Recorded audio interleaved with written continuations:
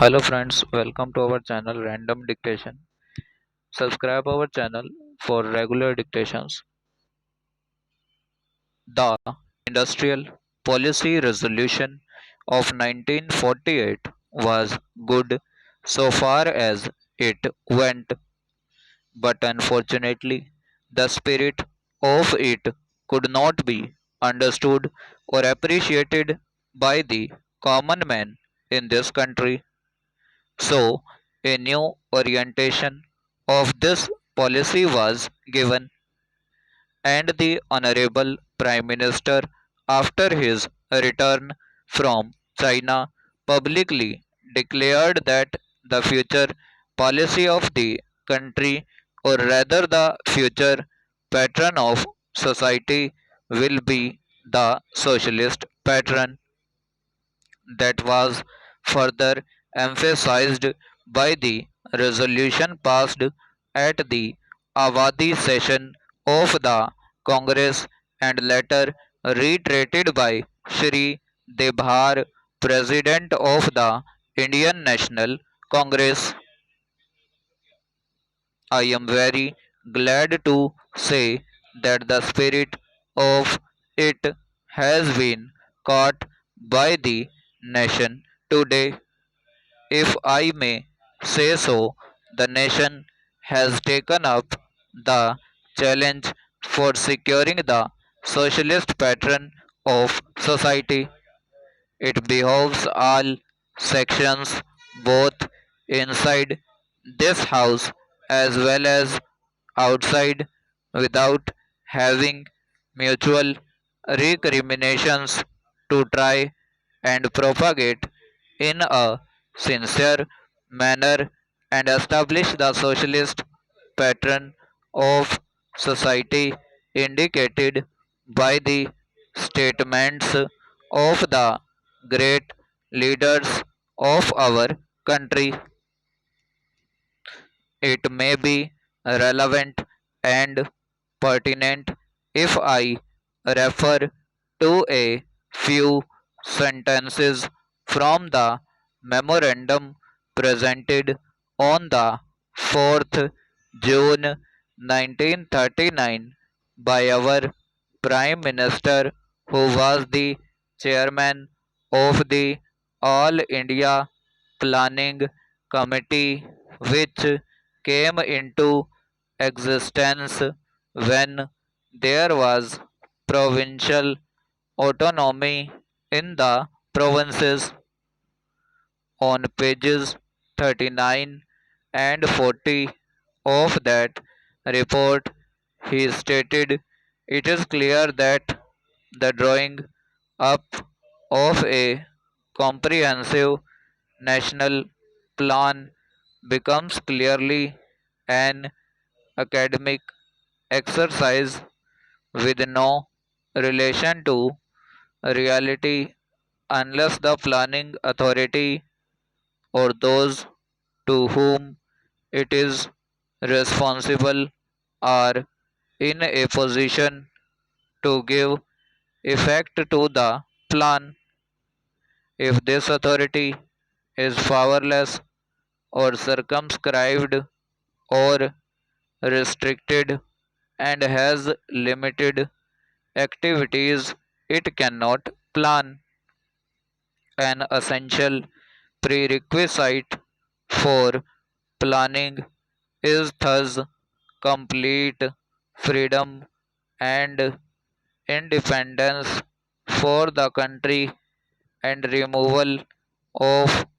all outside control. This implies that the country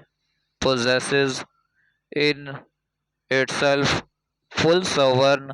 authority to take any measures, adopt any policies, and form any relations with other countries as may seem best to its governing authority in the interests of the country and its people.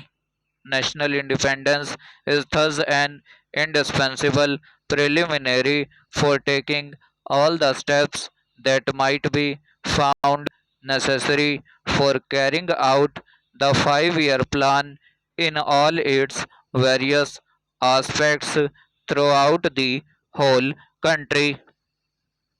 At the present moment, it is clear that not only have we in India no national independence, but we are hedged in and obstructed by numerous restrictions, limitations, safeguards, and reservations which block the path to planning and progress. Our plan for national development must therefore be drawn up for a free and independent India. Thanks to the sacrifices made by millions of our countrymen and countrywomen under the leadership of the father of the nation, Mahatma Gandhi, we have today secured complete sovereign political independence at a time when the nations of the world were engaged in the bitterest struggle using all the weapons of destruction.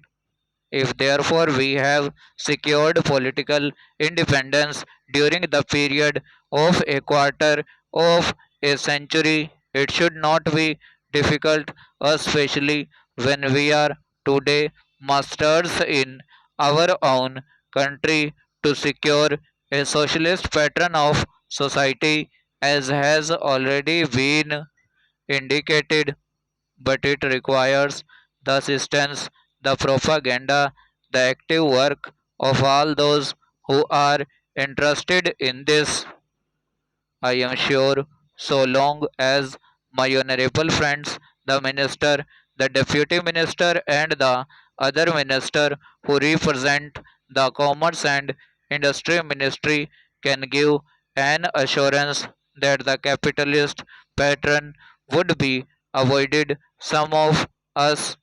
who believe in a cent-percent socialist democracy give an undertaking that certainly totalitarian policy will not be introduced in this country, because we have believed all along during the fight that we have given to the British government when we secured political independence, that we shall try to maintain democracy undiluted and a socialist democracy at that. I am absolutely certain that in this country of ours, liberty of thought, liberty of speech, and liberty of action will be guaranteed to every citizen to express his views in the manner he pleases. I therefore assure my honorable friend that so long as we do not in the garb a socialist pattern support a capitalist system,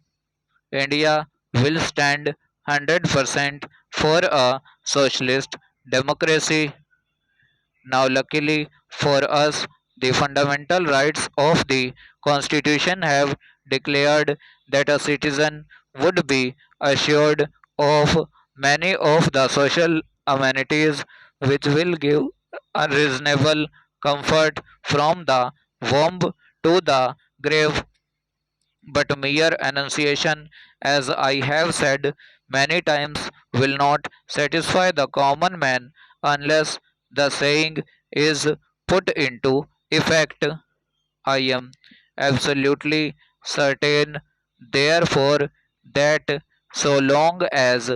there is a determination on the part of our countrymen, we will be in a position to secure a socialist pattern of society. It is not even possible to draw up a plan on any other basis